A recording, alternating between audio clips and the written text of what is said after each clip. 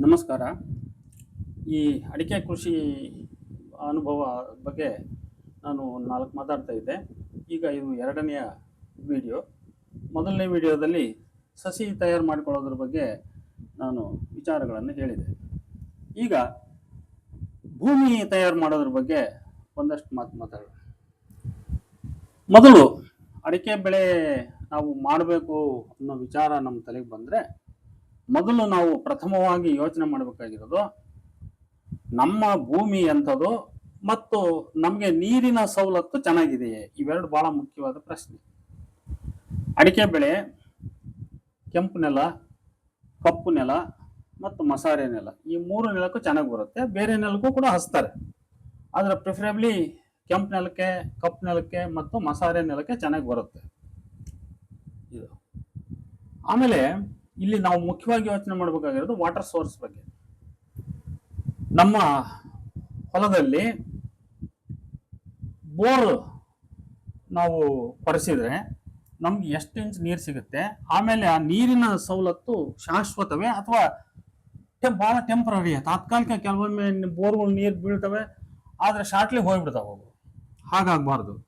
ನಮಗೆ ನೋಡ್ರಿ, ಕನಿಷ್ಠ ಒಂದು 30 ವರ್ಷನಾದರೂ ನಮಗೆ ಒಂದು ಬೋರ್ 25-30 ವರ್ಷ ನಮಗೆ ಕೈ ಕೊಡದಂಗೆ ಸಪೋರ್ಟ್ ಮಾಡ್ತತಿ ಅನ್ನೋ ನಂಬಿಕೆ ಇರಬೇಕು. ಅದ್ರ ಜೊತೆಗೆ ಆ ಬೋರ್ ಫೇಲ್ ಆದ್ರೆ ನಮ್ಮ ಏರಿಯಾದಲ್ಲಿ, ನಮ್ಮ ಹೊಲದ ಏರಿಯಾದಲ್ಲಿ ಯಾವುದಾದ್ರೂ ಇನ್ನೊಂದೆರಡು ಕಡೆಗೆ ನಾವು ಬೋರ್ ಕೊರೆಸಿದ್ರೆ ಮತ್ತೆ ನಮಗೆ ನೀರು ಸಿಗುತ್ತೆ ಅನ್ನುವ ವಿಶ್ವಾಸ ನಮಗೆ ಪೂರ ಇರಬೇಕು.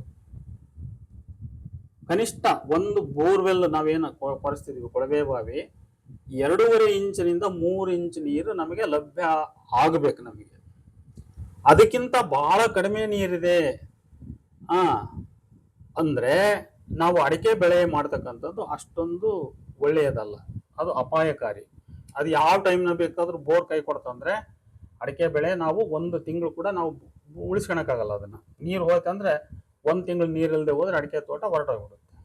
ಆದ್ರಿಂದ ವಾಟರ್ ಸೋರ್ಸ್ ಬಗ್ಗೆ ಯಾವುದೇ ರೈತರು ಅಥವಾ ಯಾವುದೇ ಆಕಾಂಕ್ಷಿಗಳು ಹೊಸದಾಗಿ ನಾನು ಅಡಿಕೆ ಮಾಡಬೇಕು, ಯಾಕಂದ್ರೆ ಅಡಿಕೆ ರೇಟು, ಅಡಿಕೆ ದುಡ್ಡು ಇದು ಎಲ್ಲರನ್ನು ಇವತ್ತು ಆಕರ್ಷಿಸಿದೆ. ನಮ್ಮ ಬಳ್ಳಾರಿ ಜಿಲ್ಲಾ, ವಿಜಯನಗರ ಜಿಲ್ಲಾದಲ್ಲಿ ಇದು ಹೆಚ್ಚು ಕಡಿಮೆ ಹಗರಿಬೊಮ್ಮನಹಳ್ಳಿ, ಕೂಡ್ಲಿ ದಾಟಿ ಇನ್ನು ಮುಂದಕ್ಕೆ ಹೋಗಿದೆ. ಬಯಲು ಸೀಮೆ, ಬೆದ್ದಲು ಸೀಮೆ, ಒಣ ವ್ಯವಸಾಯ ಅಂತ ನಾವೇನಂತಿದ್ವಿ, ಆ ಭಾಗದಲ್ಲೆಲ್ಲ ಇವತ್ತು ಸಾಕಷ್ಟು ಜನ ಅಡಿಕೆ ನಾಟಿಯನ್ನು ಮಾಡಿದ್ದಾರೆ. ಅಡಿಕೆ ತೋಟಗಳನ್ನು ಈ ಕೆಲವರಾಗಲೇ ಲಕ್ಷಾಂತರ ಬೆಳೆಯನ್ನು ತಗೊಳ್ತಾ ಇದ್ದಾರೆ. ಅದರಿಂದ ಪ್ರತಿಯೊಬ್ಬ ಹೊಸದಾಗಿ ಅಡಿಕೆ ತೋಟ ಮಾಡುವಂಥ ಕೃಷಿಕ ಮೊದಲು ಯೋಚನೆ ಮಾಡಬೇಕಾಗಿರೋದು ವಾಟರ್ ಸೋರ್ಸ್.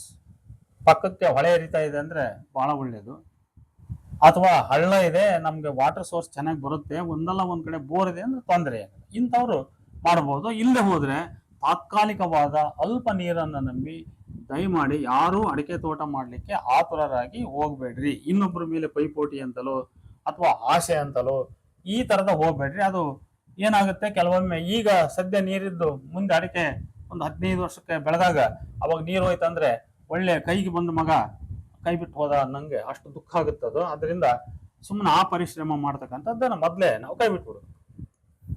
ಇನ್ನು ಭೂಮಿ ಹೇಳಿದೆ ನಾನು, ಎರೆ ಭೂಮಿ ಆದರೆ ಒಳ್ಳೆಯದು, ಕೆಂಪು ಭೂಮಿ ಆದರೂ ಒಳ್ಳೆಯದು. ವ್ಯತ್ಯಾಸ ಇಷ್ಟೇ, ಕೆಂಪು ಭೂಮಿಯಲ್ಲಿ ಭಾರಿ ಚೆನ್ನಾಗಿ ಸಸ್ಯಗಳು ಬರ್ತವೆ, ಸ್ವಲ್ಪ ರೆಸಿಸ್ಟೆನ್ಸ್ ಪವರ್ ಕಡಿಮೆ ಅಂತಾರೆ. ಎರೆ ಭೂಮಿಯಲ್ಲಿ ಸ್ವಲ್ಪ ನಿಧಾನವಾಗಿ ಬರ್ತವೆ, ಬಟ್ ರೆಸಿಸ್ಟೆನ್ಸ್ ಪವರ್ ಜಾಸ್ತಿ ಅಂತ ಹೇಳ್ತಾರೆ. ಇದು ಇರಲಿ, ಈ ಭೂಮಿ ಯಾವುದಾದ್ರೂ ಇರಲಿ, ಇಷ್ಟು ಕೆಂಪು ಅಥವಾ ಕಪ್ಪು ಅಥವಾ ಮಸಾರೆ ಯಾವುದಾದ್ರೂ ಇರಲಿ, ನೀರಿನ ಸೋರ್ಸು ಬಹಳ ಮುಖ್ಯ. ಇದಾದ್ಮೇಲೆ ನಾವು ಭೂಮಿ ತಯಾರು ಹೆಂಗೆ ಮಾಡ್ಕೋಬೇಕು ಅಂತ ಪ್ರಶ್ನೆ ಬರ್ತದೆ. ನಮ್ಮ ನೆಲ ಸಮತಟ್ಟಾಗಿದ್ದರೆ ಸರಿ, ಸಮತಟ್ಟಾಗಿಲ್ಲ ಅಂದರೆ ಅದನ್ನು ಸಮತಟ್ಟು ಮಾಡ್ಕೋಬೇಕು.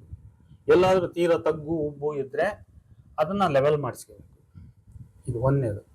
ಲೆವೆಲ್ ಮಾಡಿಸ್ಕೊಂಡ್ಮೇಲೆ ನನ್ನ ಅನುಭವಕ್ಕೆ ನಾನು ಕಂಡ್ಕೊಂಡಂತೆ ಸ್ವಲ್ಪ ಮಣ್ಣು ಲೂಸ್ ಆಗೋ ರೀತಿಯಲ್ಲಿ ನಾವು ಫ್ಲೋ ಹೊಡಿಸ್ಬೇಕು. ಫಸ್ಟ್ ಸ್ಟಾರ್ಟಿಂಗ್ ಫ್ಲೋ ಹೊಡಿಸಿದ್ರೆ ಸಸ್ಯಗಳು ಭಾಳ ಚೆನ್ನಾಗಿ ಎದ್ದೇಳ್ತವೆ. ಇದು ನನಗೆ ನಮ್ಮ ಹೊಲದಲ್ಲೇ ಆಗಿರೋ ಅನುಭವ. ಇದು ಎಲ್ಲೆಲ್ಲಿ ನಾವು ಗದ್ದೆ ಇತ್ತು ನಮ್ಮದು, ಆ ಗದ್ದೆ ದಿಂಡನ್ನು ನಾವು ಟ್ಯಾಪರ್ ಮಾಡಿಸಿದ್ವಿ. ಅಲ್ಲಿ ಟ್ಯಾಪರ್ ಮಾಡಿದಾಗ ಅಲ್ಲಿ ಏನಾಯ್ತು, ಮಣ್ಣು ಲೂಸ್ ಆಗಿ ಏನು ಮಣ್ಣು ಬಿತ್ತಲ್ಲ ಸ್ಲೋಪ್ ಆಗಿ, ಅಲ್ಲಿ ನೋಡ್ರಿ ಒಂದು 2-3 ಲೈನು ಎಲ್ಲ ಬೇರೆಲ್ಲ ಸಸ್ಯಗಳಿಗಿಂತ 3 ಅಡಿ 4 ಅಡಿ ಜಾಸ್ತಿ ಬೆಳೆದ್ಬಿಟ್ಟು ಜೋರಾಗಿ. ಅದರಿಂದ ನನಗಾದ ಅಂದ್ರೆ ಅಲ್ಲಿ ಕಾರಣ ಏನಿಷ್ಟೇ, ಮಣ್ಣು ಸ್ವಲ್ಪ ಕೆಳಗಡೆ ಲೂಸ್ ಆಯ್ತು, ಆಮೇಲೆ ದಿಂಡಿನ ಮಣ್ಣು ಸ್ವಲ್ಪ ಸತ್ವ ಇತ್ತು ಅಂತ, ಇದು ಕಾರಣ. ಹಾಗಾಗಿ ಮಣ್ಣು ಸ್ವಲ್ಪ ಕೆಳಗಡೆ ಸಡಿಲವಾಗಿದ್ರೆ ಬಹಳ ಚೆನ್ನಾಗಿ. ಏನಾದರೂ ತಗ್ಗು ಬಿದ್ರೆ ಅದನ್ನು ಹೊರಗಡೆಯಿಂದ ನಾವು ಮಣ್ಣು ಲಿಫ್ಟ್ ಮಾಡಿಸ್ಬಿಟ್ಟು ಏರಿಸ್ಬಿಟ್ಟು ಟ್ರ್ಯಾಕ್ಟರಿಂದ ಲಾರಿಯಿಂದ ಏರಿಸಿ ಮಣ್ಣು ಹಾಕ್ಸ್ಕೊಂಡು ನೆಲವನ್ನು ಸವ್ ಮಾಡ್ಕೋಬೇಕು, ಫ್ಲೋ ಹೊಡ್ಕೋಬೇಕು. ಒಂದು 2 ತಾಳಿನ ಫ್ಲೋ ಅಂತಾರಲ್ಲ, ಅದನ್ನು ಫಸ್ಟ್ ಫ್ಲೋ ಹೊಡೆದ್ಬಿಟ್ಟು ಆಮೇಲೆ ಅದನ್ನು ನಾವು ಹೊಲ ಅದಕ್ಕೆ ಬಂದು ತಂದ್ಕೋಬೇಕು. ಅದನ್ನ ಏನಾದರೂ ಮಾಡಿ ಮಣ್ಣು ಸಣ್ಣ ಮಾಡ್ಕೊಂಬಿಟ್ಟು ಕ್ಲೀನಾಗಿ ಒಂದು ಲೆವೆಲ್ ಆಗೋ ರೀತಿಯಲ್ಲಿ ಅದನ್ನ ಟ್ರ್ಯಾಕ್ಟರ್ಗಳಲ್ಲಿ ಕೆಲವರು ಬೋರ್ನಿಂದ ದಬ್ಬಿಸ್ತಾರೆ, ಇನ್ನು ಕೆಲವರು ಡೋಸರನ್ನು ಬಳಸ್ತಾರೆ, ಇನ್ನು ಕೆಲವರು JCB ಇಂದ ಬಳಸ್ತಾರೆ. ಅವರವರಿಗೆ ಯಾವ್ದು ಅನುಕೂಲವೋ ಅದರಿಂದ ಡೋಸರ್ ಆಗಲಿ ಅಥವಾ ಗೋರ್ ಆಗಲಿ ಅಥವಾ JCB ಆಗಲಿ, ಯಾವುದರಿಂದನೇ ಆಗಲಿ ಮೊದಲು ಅಡಿಕೆ ಹೊಲವನ್ನು ಸಮತಟ್ಟು ಮಾಡ್ಕೋಬೇಕು ಅಲ್ವಾ. ಲೂಸ್ ಆಗಿ ನಾವು ಮಣ್ಣನ್ನು ಸಡಿಲಿಸ್ಕೊಂಡು ಅದನ್ನು ಸಮತಟ್ಟು ಮಾಡ್ಕೋಬೇಕು. ಸಮತಟ್ಟು ಮಾಡ್ಕೊಂಡ್ಮೇಲೆ ನಾವು ಮುಂದೆ ಅಡಿಕೆ ನಾಟಿ ಮಾಡಲಿಕ್ಕೆ ಏನು ಪ್ಲ್ಯಾನ್ ಮಾಡಬೇಕು ಅಂತ ವಿಚಾರ ಮಾಡಬೇಕು. ಈಗ ನಿಮ್ಮಲ್ಲಿ ನೀವು ಪೈಪ್ಲೈನ್ ಮಾಡೋದಂದ್ರೆ ಅದನ್ನು ಪ್ರಾರಂಭದಲ್ಲಿ ಮೇನ್ ಲೈನನ್ನು ಒಂದು ರಫ್ ಆಗಿ ಒಂದು ದಾಯ ಹಿಡಿಯೋದಂತಾರಲ್ಲ, ಮೊದಲು ಒಂದು ರಫ್ ಸ್ಕೆಚ್ ದಾಯ ಮಾಡ್ಕೋಬೇಕು. ಒಂದು ತಂತಿಗಳು ಸಿಗ್ತವೆ, ತೆಳುವಾದ ತಂತಿಗಳು. ಅಡಿಕೆ ನಾಟಿ ಮಾಡೋ ಜನರನ್ನ ಕರ್ಕೊಂಡು ಹೋದ್ರೆ ಅವರು ಕರೆಕ್ಟಾಗಿ ದಾಯ ಮಾಡಿಕೊಡ್ತಾರೆ. ನಮ್ಮದೇ ಆದ ಒಂದು ಪೇಪರ್ನಲ್ಲಿ ಒಂದು ಪ್ಲಾನ್ ಇರಬೇಕು. ನಮ್ಮ ಹೊಲ ಎಷ್ಟಡಿ ಅಗಲ ಇದೆ, ಎಷ್ಟಡಿ ಉದ್ದ ಇದೆ, ಎಷ್ಟಕ್ಕೆ ನಾವು ನಾಟಿ ಮಾಡ್ತಾ ಇದ್ದೀವಿ, ಯಾವ ಕಡೆಯಿಂದ ದಾರಿ ಬಿಟ್ಕೊಳ್ತೀವಿ, ಇದೆಲ್ಲ ನಮಗೆ ಒಂದು ಲೆಕ್ಕಾಚಾರ ಇರಬೇಕು. ಅಡಿಕೆ ತೋಟದ ಒಳಗಡೆ ಓಡಾಡಲಿಕ್ಕೆ ನಮಗೆ ಒಂದು ಲೈನ್ ಕರೆಕ್ಟ್ ಆದ ದಾರಿ ನಮಗೆ ಇರಬೇಕಾಗ್ತದೆ. ಅದು ಯಾವುದಾದ್ರೂ ಸೈಡ್ನಿಂದನಾದ್ರೂ ಬರ್ಬೋದು, ಮಧ್ಯದಲ್ಲಾದ್ರೂ ಹೋಗ್ಬೋದು, ಅಥವಾ ಸೈಡ್ ದಾರಿ ಒಂದಲ್ಲದೆ ನಡುಕು ಒಂದು ದಾರಿ ಆಗ್ಬೋದು. ಅದು ನಮ್ಮ ಅನುಕೂಲಕ್ಕೆ ತಕ್ಕಂತೆ ದಾರಿ ಕೂಡ ನಾವು ಗಮನಿಸ್ಬೇಕು. ನಾವು 8-8 ದಾಯ ಅಥವಾ 8-9 ದಾಯ, ಇನ್ನ ಕೆಲವರು 9-7 ದಾಯ ಹಿಂಗೆಲ್ಲ ಮಾಡ್ತಾರೆ. ದಾಯ ಇಡೋದು ಚಕ್ಕಚದ್ರ 8-8. ಈಗ ನಾನು 8-8 ಇಡಿಸಿದ್ದೀನಿ. ಇನ್ನು ಕೆಲವರು ನಾನು ಅಕ್ಕಪಕ್ಕ ಕೆಲವರು ನೋಡಿದ್ದೀನಲ್ಲ, ಅವರು 8-9 ಇಡಿಸಿದ್ದಾರೆ. ಕೆಲವರು ಇನ್ನೂ ಈ ಕಡೆ ಹಾನಗಲ್ ಕಡೆಯಲ್ಲೆಲ್ಲ 9-9 ದಾಯ ಮಾಡ್ತಾರೆ, ಬಹಳ ವಿಶಾಲವಾದ ದಾಯ ಮಾಡ್ತಾರೆ. 9-9 ಮಾಡ್ತಾರೆ, 8-8 ಮಾಡ್ತಾರೆ, 8-9 ಮಾಡ್ತಾರೆ, 9-7 ಮಾಡ್ತಾರೆ. ಹಿಂಗೆ 9-7 ನನಗೇನು ಅಷ್ಟು ಚೆನ್ನಾಗಿ ಅನ್ಸಲ್ಲ. 8-8 ಅಥವಾ 8-9 ಹಿಂಗೆಲ್ಲ ಮಾಡ್ಬೋದು. 8-8 ಸಾಕು ಮಾಡಿ. ದಾರಿ ಏನಿರ್ತದಲ್ಲ ಅದನ್ನ 10 ಅಥವಾ 11 ಮಾಡ್ಬೋದು. ನಾವು ಎಲ್ಲಿ ನಾವು ದಾರಿ ಬಿಡ್ತೀವಿ ಅದನ್ನ 10 ಅಥವಾ 11. ಸೈಡ್ಗಳಲ್ಲಿ ಈ ಟ್ರ್ಯಾಕ್ಟರ್ ಚಕ್ಕ ನಮ್ಮದು ಚದುರಾಗಿ ಹೊಲ ಇದೆ ಅನ್ನೋದಾದ್ರೆ ಟ್ರ್ಯಾಕ್ಟರ್ ಕ್ಲೀನಾಗಿ ತಿರುಗಿ ಬರೋ ರೀತಿಯಲ್ಲಿ ನಾವು ಅಕ್ಕಪಕ್ಕ ಫ್ರೀಯಾಗಿ ಜಾಗ ಬಿಟ್ಕೊಂಡ್ರೆ ತುಂಬ ಒಳ್ಳೇದು. ಅಷ್ಟನ್ನ ನಾವು ಬಿಟ್ಕೊಂಡು ಅದನ್ನ ಒಂದು ರಫ್ ದಾಯ ಅಂತ ಮಾಡಿಸಿ ಮೇನ್ ಪೈಪ್ಲೈನು ಎಲ್ಲಿ ಬರಬೇಕು ಅಂತ ಯೋಚನೆ ಮಾಡಬೇಕು. ಮೇನ್ ಪೈಪ್ಲೈನ್ ಎಲ್ಲಿ ಬರಬೇಕು ಅಂತ ವಿಚಾರ ಮಾಡಿ ಆ ಮೇನ್ ಪೈಪ್ಲೈನ್ಗೆ ಹಾಕೊಂಡು, ಆಮೇಲೆ ಇದನ್ನ ತಕ್ಷಣ ನೀವು ಯಾವ ನೀರಾವರಿಯಲ್ಲಿ ಯಾವ ಮೆಥಡ್ ಉಪಯೋಗಿಸ್ತೀರಿ ಅಂತ ಕೆಲವರು ಕೇಳಿದ್ರೆ ತಕ್ಷಣ ಡ್ರಿಪ್ ಮಾಡಿರಿ ಅಂತ ಹೇಳ್ಬಿಡ್ತಾರೆ. ಇದು ನನ್ನ ಸ್ವಂತ ಅನುಭವ. ನಾವು ಎಲ್ಲರ ಮಾತು ಕೇಳಿ ನಾನು ಕೂಡ ಡ್ರಿಪ್ ಮಾಡಿಸಿದೆ. ಆದ್ರೆ ಅದು ಡ್ರಿಪ್ 6 ತಿಂಗಳು ಬಳಸಿದ್ದು ನಾವು 30,000 ರೂಪಾಯಿ ಲ್ಯಾಟ್ರಲ್ ಪೈಪ್ ವೇಸ್ಟ್ ಆಯಿತು. ಕಾರಣ ಏನಂದ್ರೆ, ನಾವು ಅಡಿಕೆ ನಾಟಿ ಮಾಡಿದ್ಮೇಲೆ ಮೆಕ್ಕೆಜೋಳ ಹಾಕಿದ್ವಿ. ಆ ಮೆಕ್ಕೆಜೋಳ ಯಾವಾಗ ದಟ್ಟವಾಗಿ ಬೆಳೀತೋ ಒಳಗಡೆ ಲ್ಯಾಟ್ರಲ್ ಪೈಪನ್ನು ಇಲಿ ಹೆಗ್ಗಣ ಎಲ್ಲ ಕಡ್ದಾಕ್ಬಿಟ್ರು. ಇದು 1ನೇ ತೊಂದರೆ. 2ನೇ ತೊಂದರೆ ಏನಂದ್ರೆ, ಲ್ಯಾಟ್ರಲ್ ಪೈಪನ್ನು ಸುತ್ತೋದು ಮಾಡೋದು, ಈ ಹೊಲಗಳನ್ನ ನಾವು ಉಳುಮೆ ಮಾಡಿಸ್ತಿರ್ತೀವಲ್ಲ ಆಗ ಬಹಳ ಕಷ್ಟ. ಅದು ಪೈಪ್ ಎಲ್ಲಿ ಬೇಕಲ್ಲಿ ಕಟ್ ಆಗ್ತತಿ. ಅದನ್ನ ಒಟ್ಟಾರೆ ಮೇಂಟೈನ್ ಮಾಡ್ತಕ್ಕಂಥದ್ದು ರಿಸ್ಕಿ ಅದು. ಆ ಕಾರಣಕ್ಕಾಗಿ ನಾವೇನ್ ಮಾಡ್ಬಿಟ್ಟೆ, ನಾನು ಪೂರ ತೆಗೆಸ್ಬಿಟ್ಟು 4 ಎಕರೆಗೂ ಕೂಡ ನಾನು ಜೆಟ್ ಮಾಡಿಸಿದೆ. ಜೆಟ್ ಅಂದ್ರೆ ಸ್ಪ್ರಿಂಕ್ಲರ್ ಅಂತೀವಲ್ಲ, ಸ್ಪ್ರಿಂಕ್ಲರ್ ಮಾಡಿಸಿದೆ. ಅದರಿಂದ ಸ್ಪ್ರಿಂಕ್ಲರ್ ಮಾಡಿಸ್ತಕ್ಕಂಥದ್ದು ಬಹಳ ಯೋಗ್ಯ. ಈಗ 25 ಅಡಿ ರೇಡಿಯೇಷನ್ ಹೊಡಿತಕ್ಕಂಥ ಸ್ಪ್ರಿಂಕ್ಲರ್ ಅದಾವೆ. ಆ 25 ಅಡಿ ರೇಡಿಯೇಷನ್ ಹೊಡಿಯೋ ಸ್ಪ್ರಿಂಕ್ಲರ್ನ ನಾವು 20 ಅಡಿ ಲೆಕ್ಕ ಹಿಡ್ಕೊಳ್ಳೋಣ. 20 ಅಡಿ ಲೆಕ್ಕ ಹಿಡ್ಕೊಂಡ್ರೆ ಈ ಕಡೆಗೆ 3 ಸಸಿ, ಎಡಕ್ಕೆ 3 ಸಸಿ, ಬಲಕ್ಕೆ 3 ಸಸಿ ಅಂತ ಬಿಟ್ಕೊಂಡ್ರೆ ಪ್ರತಿ 6 ಸಸಿಗೆ ಒಂದು ಜೆಟ್ ಕುತ್ಕೊತೈತೆ. ಯಾಕಂದ್ರೆ 3 ಸಸಿ ಅಂದ್ರೆ ಅದು 16 ಅಡಿ ಡಿಸ್ಟೆನ್ಸ್ ಆಯ್ತು. ಈ ಕಡೆಗೆ 16 ಅಡಿ, ಈ ಕಡೆಗೆ 16 ಅಡಿ, ಈಗ ಮಧ್ಯಕ್ಕೆ ಒಂದು 4 ಅಡಿ, 20 ಅಡಿ ಇರ್ತದೆ ಅದು ಅಷ್ಟು. ಅಥವಾ ಅದಕ್ಕಿಂತ ಇಲ್ಲ, ನಮ್ಗೆ ಅದಕ್ಕಿಂತ ಕಡಿಮೆ ಆಗ್ಬೇಕಂತ ಅಂದ್ರೆ 2 ಬಿಡ್ಬೋದು, ತೊಂದರೆ ಏನಿಲ್ಲ.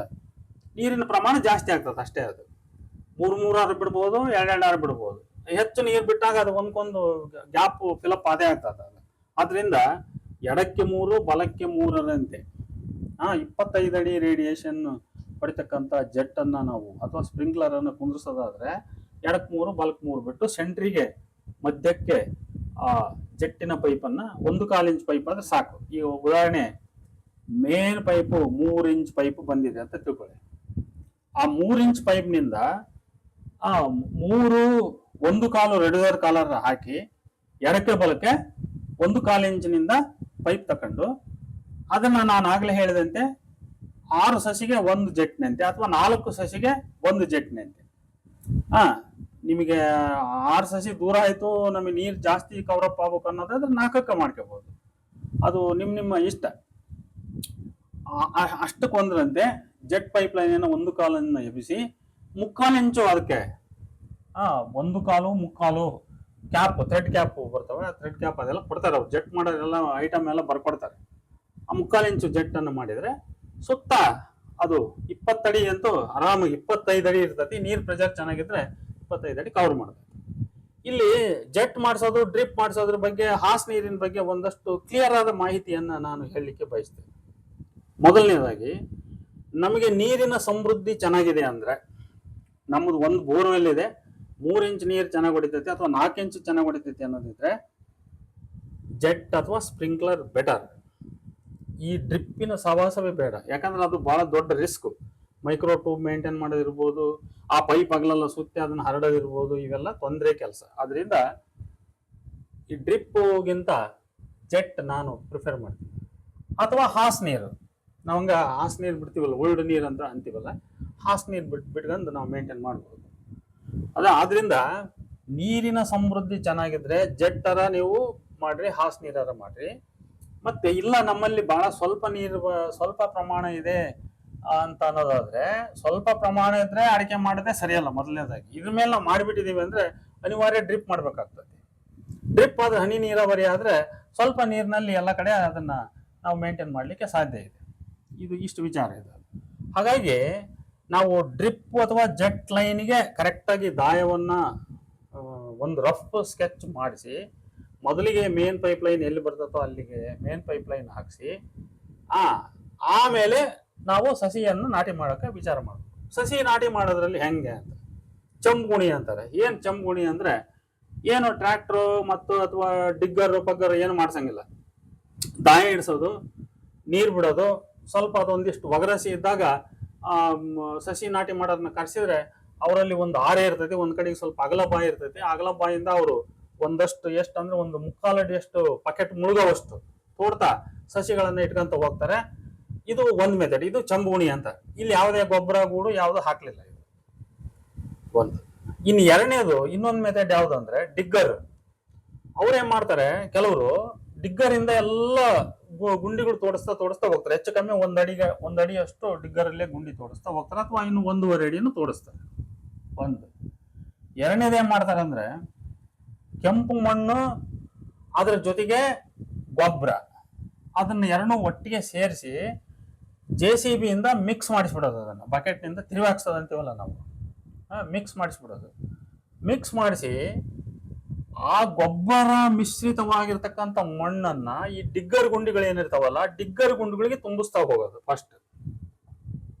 ಇನ್ನ ಕೆಲವರು ಡಿಗ್ಗರ್ ಗುಂಡಿ ಮಾಡಿಸಲ್ಲ, ಈ JCB ಇಂದ ಸಣ್ಣ ಬಕೆಟ್ ಇರ್ತೈತಲ್ಲ ಅದರಿಂದಲೇ ಕೆದರಿಸಿ ಗುಂಡಿ ಮಾಡ್ತಾರೆ. ಹಂಗೂ ಮಾಡ್ತಾರೆ ಕೆಲವರು. ಅದ್ರೊಳಗೆ ಮಣ್ಣು ತುಂಬಿಸ್ತಾ ಹೋಗೋದು. ಅಂದ್ರೆ ಗೊಬ್ಬರ ಮಿಶ್ರಿತವಾದ ಕೆಂಪು ಮಣ್ಣು. ನಮ್ದು ಕಪ್ಪು ಹೊಲಾಗಿತ್ತು ಅಂದ್ರೆ ಕೆಂಪು ಮಣ್ಣು ತುಂಬಿಸೋದು ಬೆಸ್ಟ್. ಮತ್ತೆ ನಮ್ದೇ ಕೆಂಪು ಮಣ್ಣಾಗಿದೆ ಅಂದ್ರೆ ಇನ್ನು ಸ್ವಲ್ಪ ಬೇರೆ ತರದ ಕಪ್ಪು ಮಣ್ಣು, ಅದಕ್ಕೆ ಒಂದಿಷ್ಟು ಗೊಬ್ಬರ ಹಂಗ್ ಮಾಡ್ಬೋದು. ಅಪೋಸಿಟ್ ಮಣ್ಣನ್ನ ನಾವು ತುಂಬಿಸ್ತಾ ಹೋಗಿ ಏನ್ ಮಾಡೋದು, ಅದಕ್ಕೆ ನೀರು ಬಿಡೋದು. ಅದಕ್ಕೆ ಆದಷ್ಟು ಹಾಸ್ ನೀರು ಬಿಟ್ಬಿಡೋದು. ಹಾಸ್ ನೀರು ಬಿಟ್ಟು ಆಮೇಲೆ ಸಸಿಗಳನ್ನ ಅದ್ರೊಳಗ ನಾಟಿ ಮಾಡೋದು. ನೋಡಿ, ಗೊಬ್ಬರ ಮಿಶ್ರಿತವಾದ ಗುಂಡಿಗಳವು. ಆ ಗೊಬ್ಬರ ಮಿಶ್ರಿತವಾದ ಮಣ್ಣು ತುಂಬಿಸಿರ್ತಕ್ಕಂಥ ಗುಂಡಿಗಳಿಗೆ ನಾವು ಸಸಿಗಳನ್ನ ಹಿಂಗ ನಾಟಿ ಮಾಡ್ತಾ ಹೋಗ್ತಕ್ಕಂಥದ್ದು.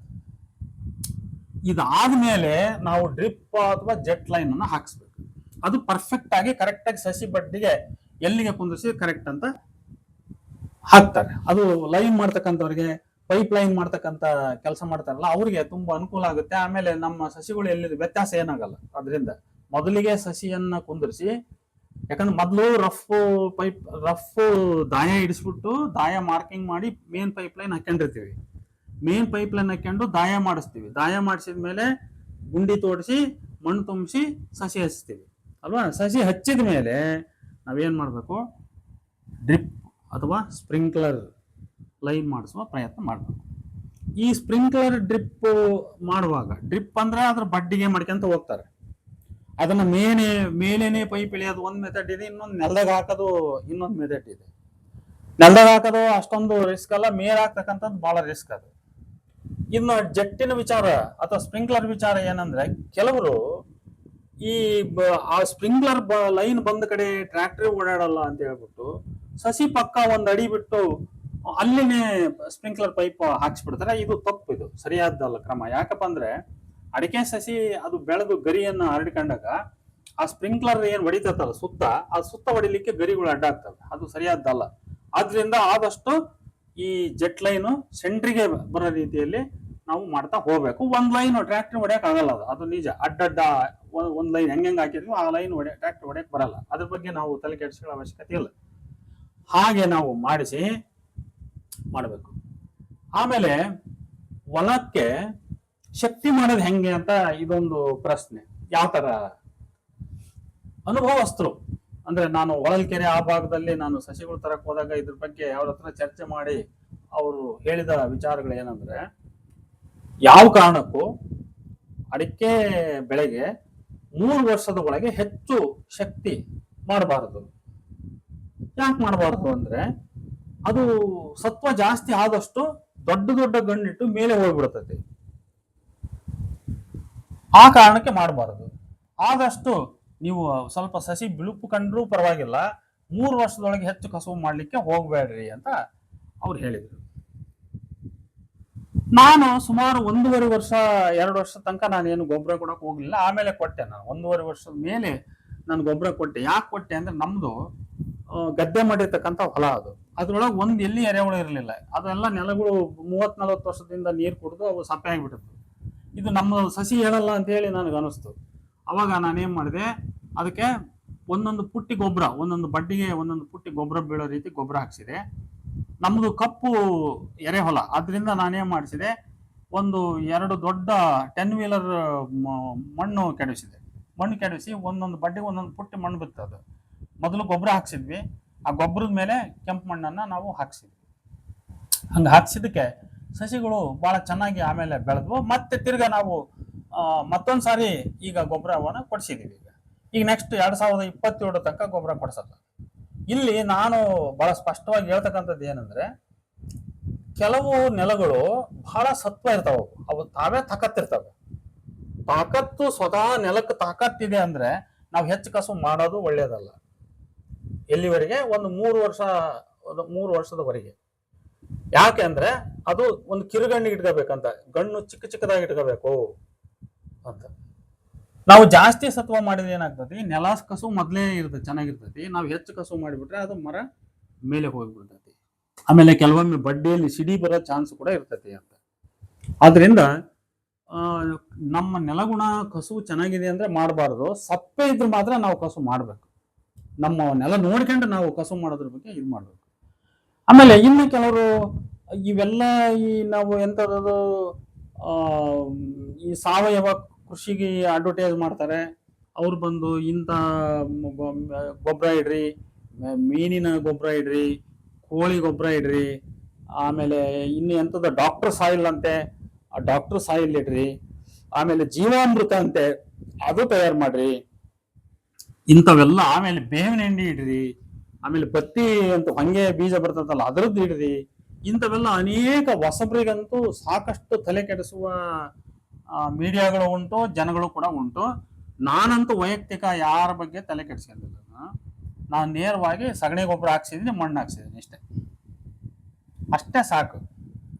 ಅದರಿಂದ ಹೆಚ್ಚು ಜಾಸ್ತಿ ಬೇರೆಯವ್ರ ಬಗ್ಗೆ ಅಷ್ಟೊಂದು ಡಾಕ್ಟರ್ ಸಾಯಿಲ್ಲು ಅದು ಇದು ನಾವು ಪಾಲಕ್ ಬರೋದಕ್ಕಿಂತ 3 ವರ್ಷದವರೆಗೆ ನಾನು ವಿಚಾರ ಮಾತಾಡ್ತಾ ಇರೋದು. 3 ವರ್ಷ ಸಸಿ ಆಗುವವರೆಗೆ ಆಮೇಲೆ 3 ವರ್ಷ ಆದ್ಮೇಲೆ ಅದು ಗೊನೆ ಕೀಳ್ತದಲ್ಲ, ಆ ಟೈಮಲ್ಲಿ ಶಕ್ತಿ ಏನ್ ಮಾಡ್ಬೇಕು, ಯಾವ್ದು ಮಾಡಿದ್ರೆ ಒಳ್ಳೆಯದು ಅನ್ನೋದನ್ನ ವಿಚಾರ ಮಾಡಿ ನಾವು ಮಾಡ್ಬೋದು. ನಮ್ಮ ಹೊಲದ ತಾಕತ್ ಏನಿದೆ, ಅದಕ್ಕೆ ಏನಾದ್ರೂ ಬೇರೆ ಗ್ರಾನ್ಯುಲ್ಸ್ ಕೊಟ್ಟರೆ ಸರಿನಾ ಏನು ಅಂತ ಆಮೇಲೆ ವಿಚಾರ ಮಾಡ್ಬೋದು. ಈಗ 3 ವರ್ಷದೊಳಗೆ ನಾವು ಬೇರೆ ಯಾವುದ್ರ ಬಗ್ಗೆಯೂ ಅಷ್ಟು ತಲೆ ಕೆಡಿಸಿಕೊಳ್ಳದೆ, ನಮ್ಮ ನೆಲ ಚೆನ್ನಾಗಿ ಶಕ್ತಿಯುತವಾಗಿತ್ತಂದ್ರೆ ಅದಕ್ಕೆ ಗೊಬ್ಬರ ಅಷ್ಟೊಂದು ಸಪೋರ್ಟ್ ಮಾಡ್ತಕ್ಕಂಥ ಅವಶ್ಯಕತೆ ಇಲ್ಲ, ಸಪ್ಲೈ ಮಾಡ್ತಕ್ಕಂಥ ಅವಶ್ಯಕತೆ ಇಲ್ಲ. ನೆಲ ನಮ್ಮದು ಗುಣ ಅಷ್ಟೊಂದು ಚೆನ್ನಾಗಿಲ್ಲ, ನಾವು ಸ್ವಲ್ಪ ಗೊಬ್ಬರ ಪ್ರೊವೈಡ್ ಮಾಡಲೇಬೇಕು ಅನ್ನೋದಾದ್ರೆ ನಾವು ಗೊಬ್ಬರವನ್ನ ಒದಗಿಸ್ಬೇಕು. ಸಗಣಿ ಗೊಬ್ಬರ ಹಾಕಿಬಿಟ್ರೆ ಸಾಕು. ಸಗಣಿ ಗೊಬ್ಬರ ಅದಕ್ಕೆ ನಮ್ಮ ನೆಲಕ್ಕೆ ಅಪೋಸಿಟ್ ಮಣ್ಣು, ಕೆಂಪಿದ್ರೆ ಕಪ್ಪು ಮಣ್ಣು, ಕಪ್ಪಿದ್ರೆ ಕೆಂಪು ಮಣ್ಣು, ಇಷ್ಟು ಮಣ್ಣು ಹಾಕ್ಸೋದು ಇದು ಒಂದು. ಆಮೇಲೆ ಒಳಗಡೆ ಏನು ಮಾಡಬೇಕು ನಾವು, ಇದು ಎಂಥದ್ದು ಬೆಳೆ ಮಾಡ್ತೀವಲ್ಲ, ಒಳ ಬೆಳೆಗಳನ್ನು ಮಾಡ್ತಕ್ಕಂಥದ್ದು. ಇದು ನಾವು ಸಸಿಗಳನ್ನ ಹೆಂಗೆ ಬೆಳೆಸ್ಬೇಕು ಏನು ಎತ್ತ ಅನ್ನೋ ವಿಚಾರಕ್ಕೆ ಸಂಬಂಧಪಟ್ಟದ್ದು ಅಲ್ವಾ. ಈಗ ಒಳ ಬೆಳೆ ನಾವು ಏನ್ ಮಾಡ್ಬೋದು, ಪ್ರಿಫರೆಬ್ಲಿ ಒಳ ಬೆಳೆ ಏನ್ ಮಾಡ್ಬೋದು ಅಂತ ಯೋಚನೆ ಮಾಡೋಣ. ಸಾಮಾನ್ಯವಾಗಿ ನಾವು ನಮ್ಮ ಸಸಿಗಳು ಚಿಕ್ಕವಿದ್ದಾಗ ನಾವು ಮೆಕ್ಕೆಜೋಳ ಹಾಕ್ತೀವಿ, ಹೌದಾ, ಮೆಕ್ಕೆಜೋಳ ಹಾಕ್ತೀವಿ ನಾವು. ಆದ್ರೆ ಕೆಲವರು ಏನ್ ಹೇಳ್ತಾರೆ, ಮೆಕ್ಕೆಜೋಳ ಹೀಟ್ ಆಗುತ್ತೆ ಅಂತಾರೆ. 1-2 ಬೆಳೆ ಮೆಕ್ಕೆಜೋಳ ಬೆಳಿಬಹುದು, ತೊಂದರೆ ಏನಿಲ್ಲ. 2-3 ಬೆಳೆ ಲಾಸ್ಟ್ ಅಷ್ಟೇ, ಅದಕ್ಕಿಂತ ಜಾಸ್ತಿ ಬೇಡ. ಆ ದೊಂಟನ್ನ ಅದರಲ್ಲೇ ನಾವು ಮುರೆ ಹೊಡೆದ್ಬಿಟ್ಟು ಮೆಕ್ಕೆಜೋಳ ತನಿ ತಕ್ಕಂತೀವಿ, ದೊಂಟೆಲ್ಲ ಅದರಲ್ಲೇ ಮುರೆ ಹೊಡೆಯೋದು. ಅದೇ ರೀತಿ ಈ ಹುಲ್ಲನ್ನ ಕೂಡ ಅದರಲ್ಲೇ ಮುರೆ ಹೊಡಿತಕ್ಕಂಥದ್ದು. ಇದು ಏನಾಗ್ತತಿ, ಈ ರೀತಿ ಮಾಡ್ತಾ ಹೋದ್ರೆ ಹೊಲದ ಶಕ್ತಿ ತಾನೇ ಇನ್ಕ್ರೀಸ್ ಆಗ್ತಾ ಹೋಗ್ತದೆ, ಫರ್ಟಿಲಿಟಿ ಜಾಸ್ತಿ ಆಗ್ತಾ ಹೋಗ್ತದೆ. ಮಣ್ಣು ಹದಕ್ಕೆ ಬರ್ತದೆ, ಮಿದುವಾಗ್ತದೆ, ಅದರಲ್ಲಿ ಎರೆಹುಳುಗಳು ಇತ್ಯಾದಿಗಳೆಲ್ಲ ಬೆಳ್ಕೊಂತ ಹೋಗ್ತವೆ, ಅದಕ್ಕೆ ಬೇಕಾದಂತ ಪೋಷಕಾಂಶ ಜಾಸ್ತಿ ಆಗ್ತಾ ಹೋಗ್ತದೆ. ಹಾಗಾಗಿ ಅದರ ಒಳ ಬೆಳೆಗಳನ್ನ ಸ್ವಲ್ಪ ನಾವು ಮಾಡ್ತಾ ಹೋಗೋದ್ರಿಂದ ಒಂದು ಲಾಭ ಇದೆ. ಒಂದು, ಗಿಡಕ್ಕೆ ನೆರಳು ಸಿಗ್ತದೆ. ಎರಡನೇದು, ಆ ಬೆಳೆಗೆ ಏನು ನಾವು ಸ್ವಲ್ಪ ಮಟ್ಟಿಗೆ ಸರ್ಕಾರಿ ಗೊಬ್ಬರ ನಾವು ಸಪ್ಲೈ ಕೊಡ್ತಿದೀವಲ್ಲ, ಆ ಗೊಬ್ಬರನ ನಾವು ಪರೋಕ್ಷವಾಗಿ ಅಡಿಕೆ ಗಿಡಕ್ಕೆ ಕೊಟ್ಟಂಗಾಗ್ತದೆ. ಪರೋಕ್ಷವಾಗಿ ಅಡಿಕೆ ಗಿಡಕ್ಕೆ ಕೊಟ್ಟಂಗಾಗ್ತದೆ. ಇನ್ನು 3ನೇದು ಏನಾಗ್ತದೆ, ಇದನ್ನ ಸಸ್ಯದ ಕಾಂಡ, ಎಲೆ ಇತ್ಯಾದಿಗಳನ್ನ ನಾವು ಮುರೆ ಹೊಡೆಯೋದ್ರಿಂದ ನಮ್ಮ ಹೊಲದ ಫರ್ಟಿಲಿಟಿ ಜಾಸ್ತಿ ಆಗಿ ಮಣ್ಣಿನ ಗುಣ ಹದವಾಗ್ತಾ ಹೋಗ್ತದೆ. ಇದು ಒಂದು. ಇನ್ನು 2ನೇದು, ನಾವು 1 ವರ್ಷ 2 ವರ್ಷ ಈ ತರ ಮಾಡಿ, ಅಂದ್ರೆ ಮೆಕ್ಕೆಜೋಳ ಈ ತರ ಮಾಡಿ, ಆಮೇಲೆ ಕೆಲವರು ಏನ್ ಮಾಡ್ತಾರೆ, ಅದ್ರೊಳಗೆ ದ್ವಿದಳ ಧಾನ್ಯಗಳನ್ನ, ಅಂದ್ರೆ ಈಗ ಅದು ಹಲಸಂದೆ ಇರ್ಬೋದು, ಆಮೇಲೆ ಇನ್ನೊಂದು ಬೇರೆ ತರದ ಹೆಸರಿರ್ಬೋದು, ಇಂಥವುಗಳನ್ನ ಸೋಯಾ ಅಂತ ಬರ್ತೈತಿ, ಸೋಯಾ ಆಗಲಿ, ಅಲಸಂದಿ ಆಗಲಿ, ಹೆಸರಾಗಲಿ ಅದ್ರೊಳಗೆ ಹಾಕಿ ಕೆಲವರು ಅದು ಮೊಗ್ಗು ಕಾಯಿಗೆ ಬಂದಾಗ ಆಗ್ಲೇ ಅದನ್ನು ಮುರೆ ಹೊಡೆದು ಬಿಡ್ತಾರೆ. ಅದರಿಂದ ಫಸಲು ತಗೊಳಲ್ಲ. ಇನ್ನು ಕೆಲವರು ಫಸಲು ತಕ್ಕೋಬಹುದು, ತೊಂದರೆ ಏನಿಲ್ಲ. ಆದ್ರೆ ಎಲೆ ಏನು ಉದುರ್ತದಲ್ಲ, ಅದರಿಂದ ನೆಲದ ಫರ್ಟಿಲಿಟಿ ಅದು ಜಾಸ್ತಿ ಆಗ್ತಾ ಹೋಗ್ತದೆ. ಹೀಗಾಗಿ ಇದು ಒಂದು ಮೆಥಡ್. ಅಂದ್ರೆ ಅದ್ರೊಳಗೆ ಅಡಿಕೆ ಮಾಡಿ ಏನ್ ಮಾಡಿರ್ತೀವಿ, ಅದ್ರೊಳಗೆ ಒಂದು ಸಣ್ಣ ಒಳಬೆಳೆ ಮಾಡ್ಕೊಳ್ತಕ್ಕಂಥ ಪದ್ಧತಿ ಇದು ಒಂದು. ಇನ್ನು 2ನೇದು ಬಾಳೆ. ಇದು ಮೊದಲ 2 ವರ್ಷ ನಾವು ಬಾಳೆ ಹಾಕ್ತಕ್ಕಂಥದ್ದು ಬಹಳ ಉತ್ತಮ. ನಾನು ಒಂದು ಪ್ರಯೋಗ ಮಾಡಿದ್ದೀನಿ ನಮ್ಮ ಹೊಲದಲ್ಲಿ. 4 ಎಕರೆಯಲ್ಲಿ 1 ಎಕರೆಗೆ ನಾನು ಬಾಳೆ ಹಾಕಿದ್ದೇನೆ. ಅದು ಹೊಳೆ ದಂಡೆ ಕಡೆಗಿದೆ, ಮಳಲ ನೆಲ, ಒಂಥರ ಇಟ್ಟಿಗೆ ಮಣ್ಣು ತಯಾರು ಮಾಡ್ತಾರಲ್ಲ ಆ ತರದ ನೆಲ. ಅದಕ್ಕೆ ನೀರಿನ ಅಂಶ ಜಾಸ್ತಿ ಬೇಕಾಗುತ್ತೆ. ಅದು ಬಾಳೆ ಏನ್ ಮಾಡ್ತು, ಬಾಳೆಯಿಂದ ನಾನೇನು ಲಾಭ ತಗೊಳ್ಳಿಲ್ಲ. ಬಾಳೆ ಅಲ್ಲಿಗೆ ಗಂಟಾಗಿದೆ. ಅದು ನಾವು ತಗೊಂಡೋದಾಗ ಅದು ರೇಟ್ ಸಿಗ್ಲಿಲ್ಲ. ಆಮೇಲೆ ನಾವು ಅದಕ್ಕೆ ವಿಶೇಷವಾದ ಕಾನ್ಸಂಟ್ರೇಷನ್ ಮಾಡಿ ಹೆಚ್ಚು ಗೊಬ್ಬರ ಕೊಡೋದು ಇಂಥವೆಲ್ಲ ನಾವೇನು ಮಾಡಕ್ ಹೋಗ್ಲಿಲ್ಲ. ಮಾಮೂಲಿನಂತೆ ಏನೋ ಒಂದು 3-4 ಟೈಮ್ ಗೊಬ್ಬರ ಕೊಟ್ವಿ. ಅವು ಎಷ್ಟು ಸೈಜ್ ಗೊನೆ ಬರ್ತಾವ ಅಷ್ಟನ್ನೇ ನಾವು ಮಾರಿದೀವಿ. ಅದು ಮಾಡಿದ ಖರ್ಚಿಗೆ ಆಗಿದೆ ಅದು.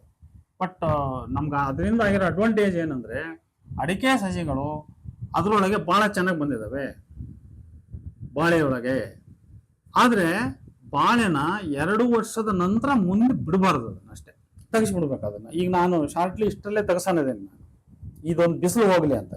ನೋಡಿ, ಈ ಬಾಳೆಯಿಂದ ಅಡಿಕೆಗೆ ಯಾಕೆ ಲಾಭ ಆಗುತ್ತೆ ಅಂದ್ರೆ, ಒಳ್ಳೆ ತಂಪು ಕೊಡುತ್ತೆ. ಅದು ಒಳ್ಳೆ ತಂಪು ಕೊಡುತ್ತೆ. ಆಮೇಲೆ ಅದು ಎಲೆ ಪಲೆ ಅದೆಲ್ಲ ಬಿದ್ದಿರ್ತದಲ್ಲ, ಅದು ಪೊಟ್ಯಾಶ್ ಆಗ್ತದೆ. ಹಾಗಾಗಿ ನೆಲಕ್ಕೆ ಸತ್ವ ಜಾಸ್ತಿ ಆಗ್ತದೆ. ಅಡಿಕೆ ಗಿಡಗಳು ಚೆನ್ನಾಗಿ ಬರ್ತವೆ.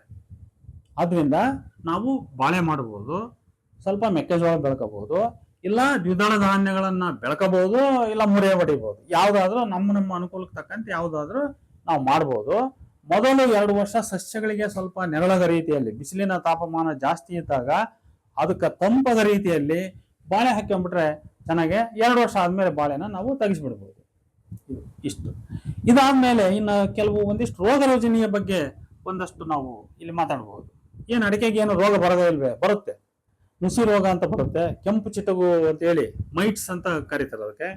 ಅದು ಸಾಮಾನ್ಯವಾಗಿ ಡಿಸೆಂಬರ್ ಜನವರಿ ತಿಂಗಳಲ್ಲಿ ಅದು ಬಂದೇ ಬರುತ್ತೆ.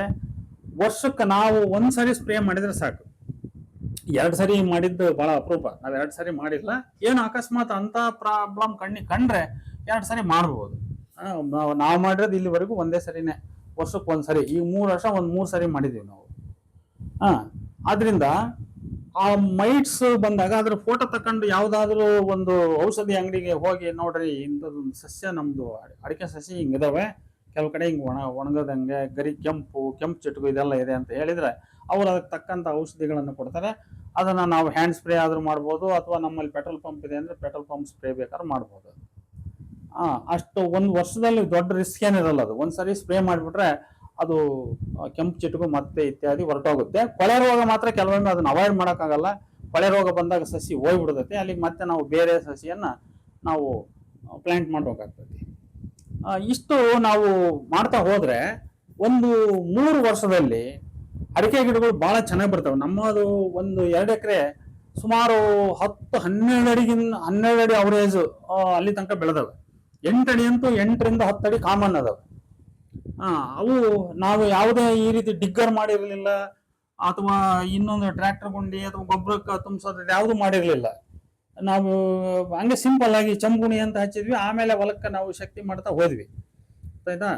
ಆದ್ರೆ ನೆಲ ಸಡಿಲಿಸಿ ಚೆನ್ನಾಗಿ ಹೊಡೆದು ಅದಕ್ಕೆ ಗುಂಡಿ ಮಾಡಿ ಗೊಬ್ಬರ ತುಂಬಿಸಿ ಮಾಡಿದಂತ ಹೊಲಗಳನ್ನ ನಾನು ಅಕ್ಕಪಕ್ಕ ನೋಡಿನಲ್ಲ, ಬಹಳ ಪರ್ಫೆಕ್ಟ್ ಆಗಿ ಅಂದ್ರೆ ನಮ್ಮ ಹೊಲಗಳಿಗಿಂತ ಇನ್ನೂ ಹೆಚ್ಚು ಪರ್ಫೆಕ್ಟ್ ಆಗಿ ಅಡಿಕೆ ಸಸಿಗಳು ಕೂತ್ಕೊಂಡಿದ್ದಾವೆ.